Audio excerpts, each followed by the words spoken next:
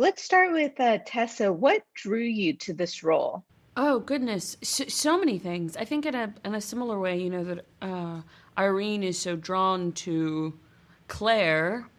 I was drawn to the idea of getting to work with Ruth. I knew that she would play Claire, and I so when I read both the novella and Rebecca's brilliant film adaptation of it, I had Ruth in my mind, and I have long been a fan of Rebecca's work. So the idea of getting to play a role that is as challenging and complicated as this, with Rebecca as my second pair of eyes and as my partner in it, felt really compelling.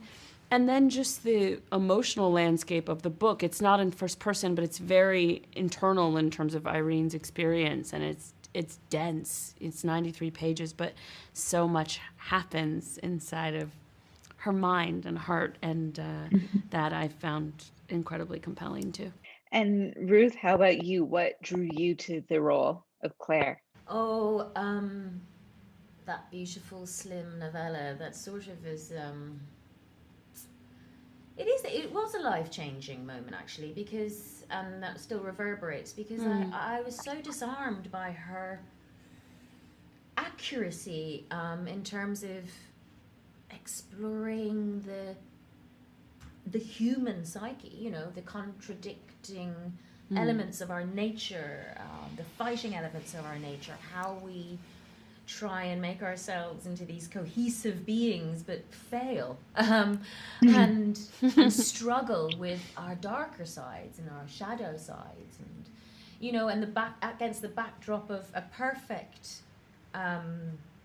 sort of concept, which is this concept of hiding, masking, pretending to be something we're not, and who is really doing that, who is ostensibly doing it explicitly, and who is doing it sort of in a more subtle way, and the contradictions in that, and how we condemn certain people and we condone others, and what does that entail. And usually you kind of find yourself feeling, well, we sort of applaud people who we see as upright, upstanding members of society, who someone termed it, I heard this recently, it's called the vanity of goodness.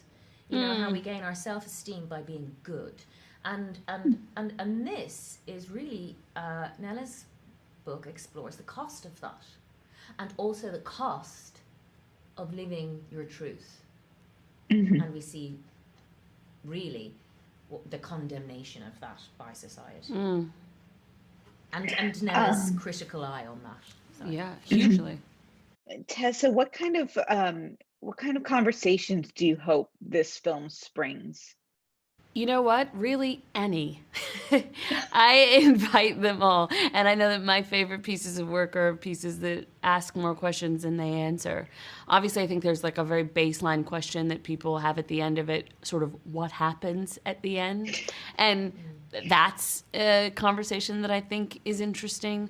I think there's this conversation around identity, around this thing that Irene posits, this idea that we're all of us passing for something or other, what Ruth was just speaking to. I think there's an interrogation. There's obviously a conversation around the history and legacy of passing in this country.